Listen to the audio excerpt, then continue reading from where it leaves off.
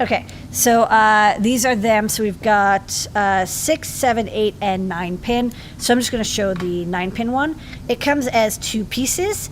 You see there's 2 neodymium, and they like to stick together. 2 neodymium magnets here and on the back of here. And if you try to connect these, they fight you. Like, no, I do not want to, I will not touch. They will not touch each other. They really, I mean, if you were extremely strong, maybe you could get it, but it really is hard. But then the moment you have it the right way, they just snap instantly together. What would you use for strain relief on these is the question. Well, you know, what's interesting is they actually are quite, the pins are quite strong. So I think if these were soldered to a PCB, I think that would be strong enough to be strain relief if you had something that was, you know, board to board flat.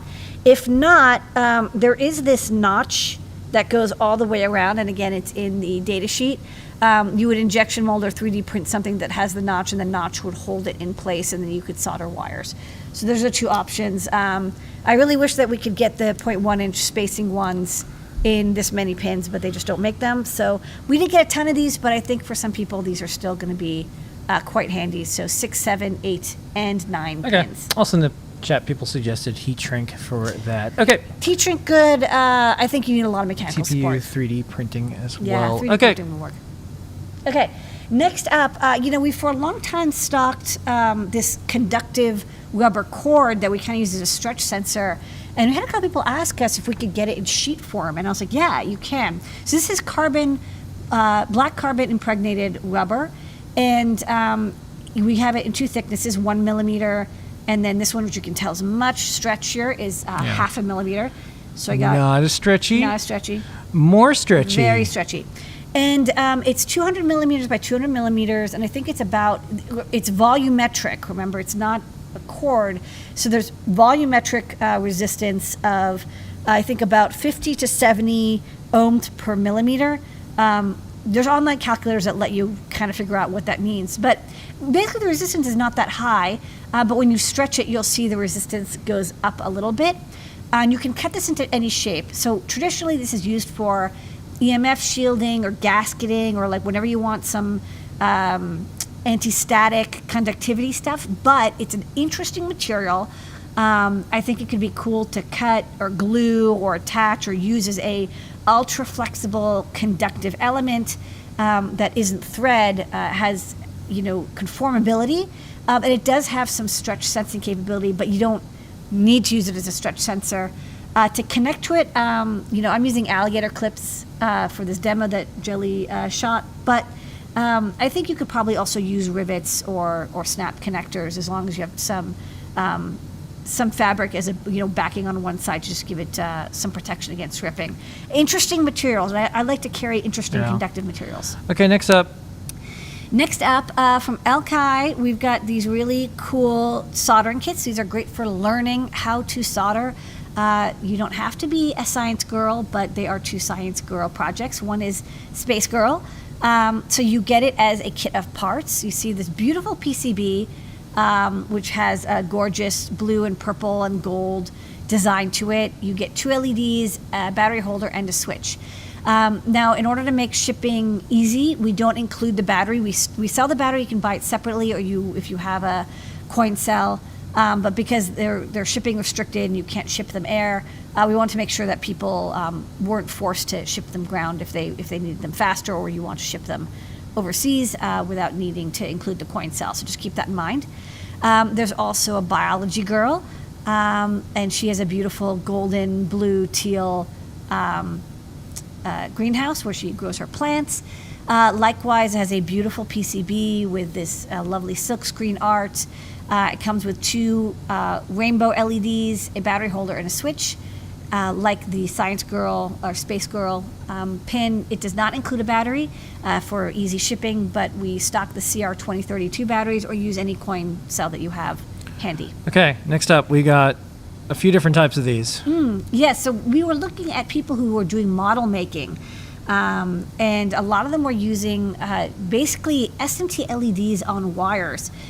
These are a real pain to solder, so we like that these come pre-soldered and ready to go. We have them in a couple wonderful colors. You saw green, you saw blue, you saw purple, pink, and warm white. Yeah. So these are I think these are the Green, coolest blue, colors. purple, pink, warm white. And when you go to the site, you can pick any of these. And if you want to see what they look like, not lit up. This is what they look like. So really, it is an 0805 LED with a red wire connected to the anode, a blue wire connected to the cathode, and there's no resistor. So keep that in mind. You'll want to, you can power this off a coin cell or something that gives you basically 3.3 volts. If not, add a resistor. But what's really nice is it comes with this wire wrap wire. It's very thin, but it's just stiff enough that you can move it around. And of course, we've got these beautiful demos. They are quite bright. You just PWM them as a normal LED, and they'll fit anywhere. So really handy if you don't want to do that fine pitch soldering, but you want to make a wearable or a design or something with just very small LED lights in them that are far away from a PCB. This will definitely save you the effort, and they come in a pack of 5. One warning, there is no strain relief on the solder side, so be very careful. When you hold them by the wires. Do not hold them by the LED because it's very easy to break off the wire if you're not careful. So just use a little bit of care, but that's why we give you 5. So maybe think of it as 4 plus a bonus 1. Yeah. Okay, next up. Okay, this is one of the stars of the show, which is an update to the LSM 60S33. We really liked that IMU from ST, but wouldn't you know it, it's affected by the chip shortage and discontinued. So instead, we're using the LSM 60S3 TRC, which is an IMU that has accelerometer, that's A, and gyroscope G. And so you can see if I hold it still, it's measuring about 10 meters per second. And if I twist it, the gyro goes a little bonkers. So this IMU, it's considered entry level, but it's still very good. It is pin compatible with the LSM 6DSOX, that one, and the ISM 330. Those are higher level, higher capability and precision IMUs. But this one is great for if you just want to do basic IMU detection, motion, twisting, and then add a magnetometer, and you can do full attitude and orientation. It's inexpensive, so basically if you are looking for the lowest cost accelerometer gyro IMU on the market, at this time, this is it. And thankfully it works wonderfully with our Arduino and CircuitPython library code. Someone contributed CircuitPython support, and we added Arduino support last week. It's also got some other cool things. Just one quick demo is it has a step counter, a pedometer. So if you start walking with this, you'll see it counts the steps as if you were walking with a pedometer. So like projects like this where you want to do step counting or shake detection, all that's built into the chip. You don't have to do the detection on the microcontroller. It's done inside. And of course it comes with STEMMA QTs, so it's plug and play. No soldering required if you want to use it with a Raspberry Pi or Arduino or QT Pi, Raspberry Pi Pico, etc. All those will work wonderfully. All right. And the star of the show tonight, besides you, Ladyada, our community, our customers, our staff, and everyone who makes this thing go, is Raspberry Pi has an exciting lineup of new things that just came out. There's Pico H's, there's Pico WH's, there's Pico W's. Ladyada, what are the new things from Raspberry Pi that just dropped? Okay, so the most exciting one is the Pico W, which people have apparently started calling the P-Cow or the Pi-Cow, because it's Pico with a W at the end. And this is just like the RP2040 Pico development board that Raspberry Pi released a little bit more than a year ago, except now instead of that bottom side of the board being kind of empty when having Raspberry Pi logo, it now has a wireless module. It's under that metal tin, and it's the same wireless module that's used in the Raspberry Pi Zero W and the Raspberry Pi 4. So it's a very powerful and capable 2.4 gigahertz radio, and it's got an onboard antenna. That module can do Bluetooth Classic, Bluetooth Low Energy, and Wi-Fi, although at the time of launch, it is only coming with Wi-Fi support in MicroPython and the Pico SDK. It is pin compatible with the Pico, but there's a couple little changes. I'm still learning all of them because I just got my hand on one. But for example, the LED is not connected to a GPIO. It's connected to the module. The module uses this SPI interface to communicate. So there's a couple pins that are shared, that are not available. Check the documentation. I don't remember the exact numbers of them. But it comes with MicroPython support out of the box, and again, Pico SDK. We're looking at CircuitPython support. The drivers were just released publicly, so we can actually take a look at what it would take to do that port. But basically, it's a very inexpensive board that has a powerful dual Cortex M0 chip, Wi-Fi 2.4 gigahertz, and then the future will have Bluetooth Classic and Bluetooth Low Energy capability. And it's pin compatible with existing Pico boards, so you can just Pico. And what's this one? Okay, there's also another board that's been released. This is the Pico H. So this is a slight respin of the classic Pico. It no longer has castellated pads. Instead, it has pin headers. So if you don't want to solder, you can just plug this right in. Also, the debug port has been changed from headers to a JST SH 3-pin connector. We'll try to get a cable so people can get that used soon. But basically, if you have a project or you want to use it with a breadboard, you don't want to solder, it's only $1 more, and it comes ready to go, pre-tested, pre-soldered, plug into a breadboard or into sockets or a Perm Proto, what have you. And then there's also going to be, not shown here, a version of the Pico W with headers. We don't have photos of that yet. It's coming out in a couple months, but you can sign up to be notified when we do get those in. I just don't know exactly when that might be. But right now, the big announcement is the Pico with headers. So update the Pico to add headers, and the Pico W, which has added full wireless Wi-Fi, Bluetooth Classic, and Bluetooth Low Energy module to the Pico W for a great way to add IoT projects for very low cost with Raspberry Pi hardware.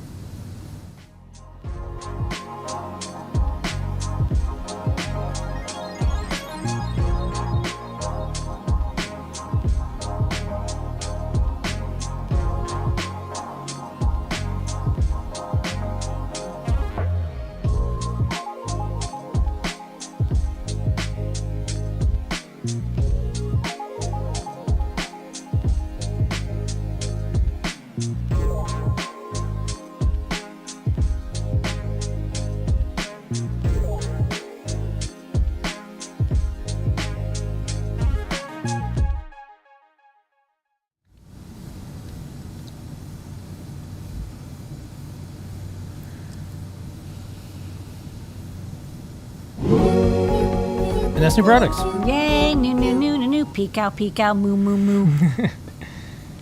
You said a song. Okay, so we're going to do some questions, but first we're going to do some top secrets. So don't forget, start lining up your questions. Bunch your questions in the chat. Discord, adafruit.it/discord, and we're going to get to those right after we do some top secret. Let's Do you have a open up tune the for vault. this? It's in We the will. vault. We it's will. a secret. I was going to do like a Mission Impossible type thing. Can we but- do like Dun, dun, dun, dun, Yeah. dun, dun. Or maybe like Ocean's I 11. want like the Pink Panther theme. We could do a Pink Panther theme. Okay, so first up, Top secret. you posted up this. We just put this on the socials. What did I do? You were like, hey, there's this chip going around. Oh yeah, this was weird. Okay, so as you know, there's a chip shortage. So what started was I was actually telling the Fab team. I started with the FT232BM, which got discontinued, got replaced with the FT232RL, which is a little expensive. So I replaced that with the CP2104, which just got discontinued. And I replaced it with the CP2102N, which also is very hard to get right now. So I went to the CH9102F. But as I was looking at the drivers for the CH2102F from WCH, they make the CH343 and 340 USB serial converters as well. I noticed that they had this like funky chip that had 4 UARTs and a single USB connection, and it has high speed USB. So I think that's kind of cool because it means you could actually, as you're getting into the megabit per second UART speed, you actually do need more than just 12 megabit per second full speed. So I thought I'd make a breakout for this. I haven't designed that. This is the CH2102F breakout that I did design.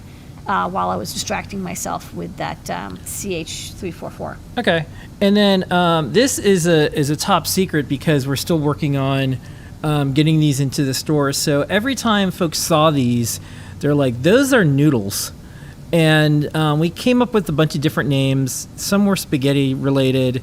Some were like angel hair pasta. The Ada Love Laces came up. That was a good one.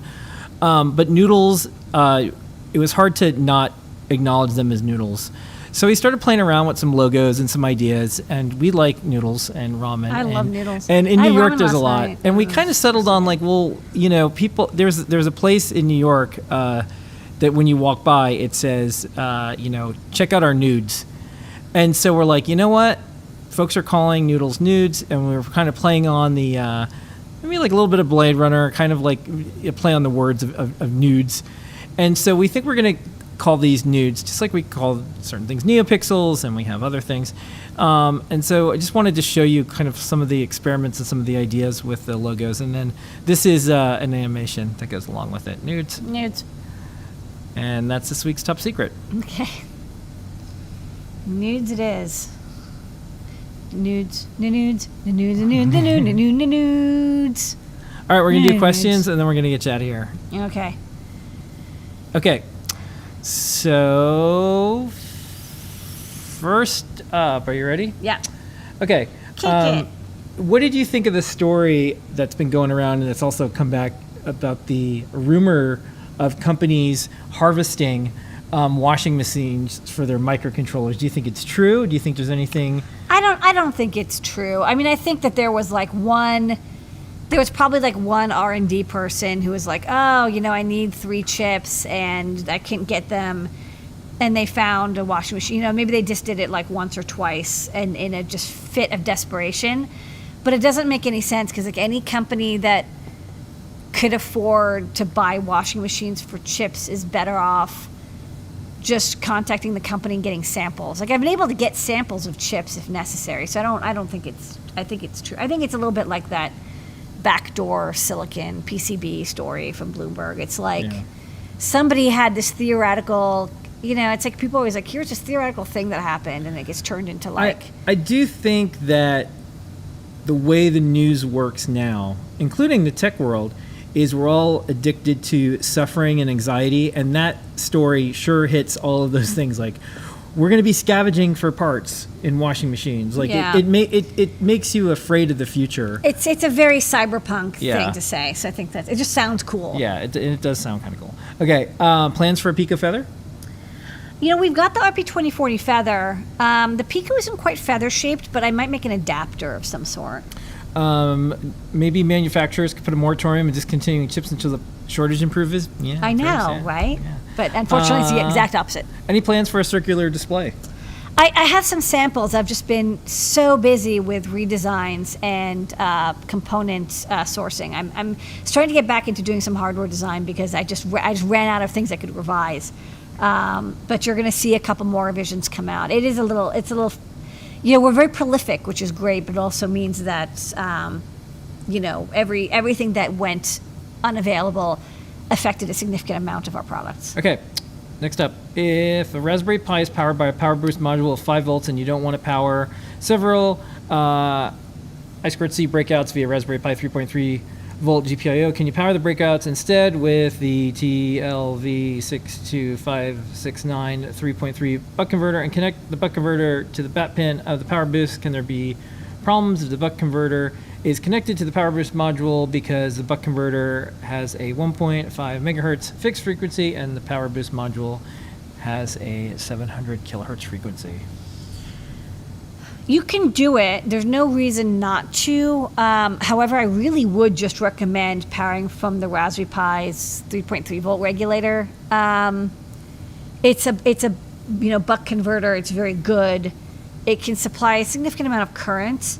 I think you're better off with that than adding another power supply. There's no reason you can't, but your efficiency is just getting shot. Another option is, of course, just use a linear regulator off of the battery.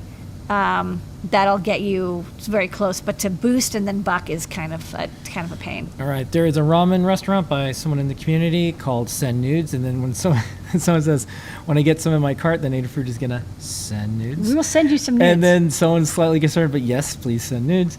Yeah, this is working out. Okay, question for the show. With limited parts, are you still finding TFTs hard to obtain, and is it challenging to decide to do ESP32S2 versus ESP32S3 for stocking in the shop?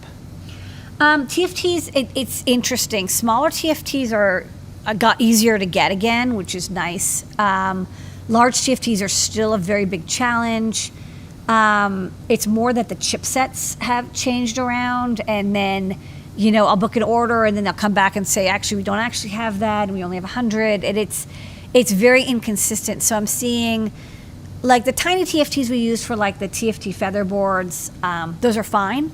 But like 7-inch and 5-inch TFTs are still, the glass for them and the chips for them are still being a little difficult. So it's a mix. It's not as bad as it was. It was like terrible 2 years ago. Like prices were 5 times. It's not like that anymore. Prices are like maybe 20% up. Okay, can you easily flip and invert the IS31FL 3741 13x9 matrix display? No, not really, because it doesn't have like a register for that. You'd have to do it in software. Okay. Yeah, Mark says it's been a few months since he looked at, but could probably rotate display, never tested, or you could rewrite the map file flip. You can rotate, but that's not, flipping is different. Flipping Okay. is a harder All right. quest. Someone know what percentage of the mailbag stuff that we do is from snail mail. Believe it or not, we get handwritten notes from people that are pretty nice. And so what we do is we type them up and send them to our team. We do suggest email. It's probably better for a lot of folks. But you know what? It's always nice to get a handwritten thing too. So I would say out of all of it, it's probably less than 1%, but we get a lot of mailbag letters altogether via email. So it'll always be a bigger percentage of email. Okay. Last up, and then I'll get you out of here. Yes. Question: I was given a small solar cell meant for security systems like Blankways Junior. It's 5 volts. Would you see it being harmful to use a feather with a light pole to do a solar project? Will the feather safely go into battery low light bad conditions? If the solar cell has a charge manager in it, and it gives you 5 volts out, which it might, then that's fine. If it's really just a solar cell, you can't use it. You have to use a solar charger. We stock like a BQ 25475 or something, and it's our solar charger, and it works great. But no, most LiPo chargers, you cannot hook up a solar cell to it and have it work. It will not work. Okay. Last one, but next time put this in Discord. Does the Seesaw dev boards require a logic level shifter for Raspberry Pi I2C to NeoPixel? I'm not understanding if the 3 volt logic from the Pi needs to be shifted for 5 volt LEDs. No, the Seesaw boards have logic level shifting. The NeoPixels we use seem to work fine at 3.3 volts. They're not terribly bright, but they're good enough. So you shouldn't need to do any level shifting at all. That said, the Raspberry Pi has built-in powerful I2C resistors, so you can probably power the Seesaw from 5 volts, and still it'll still end up being 3.3 volt logic because the Raspberry Pi's pull-ups are much stronger than the Seesaws. Okay, really last one this time. What's the difference between capped on tape and heat shrink on wired connections? Heat shrink is, it has to go on first and you shrinks on, and capped on tape is just a non-conductive tape. Them's the questions. And yeah, it's heat resistant. All right, everybody, don't forget the code is Space Girl. We will have this code go until 11:59 p.m. Special thanks to Zay, who's running stuff behind the scenes in the Adafruit Slack. Special thanks to all the Adafruit team members who've been doing a ton of amazing work. Thank you for keeping this thing going. Thank you to our customers, our community, all the folks out there. Everyone makes something. Everyone could make something. We could come together and alleviate a lot of the pain and suffering that a lot of folks have by just making stuff together. So thanks for spending some time with us. Maybe we can all convince others to join in and make some cool stuff and show and share their hopes and dreams and projects. We'll see everybody next And week. if not, we've got cushion lock, protective That's wrap, right. and cats. We'll see everybody next week. This has been an Adafruit production. Here is your moment of Zener. Thanks, we'll see you next everybody. week.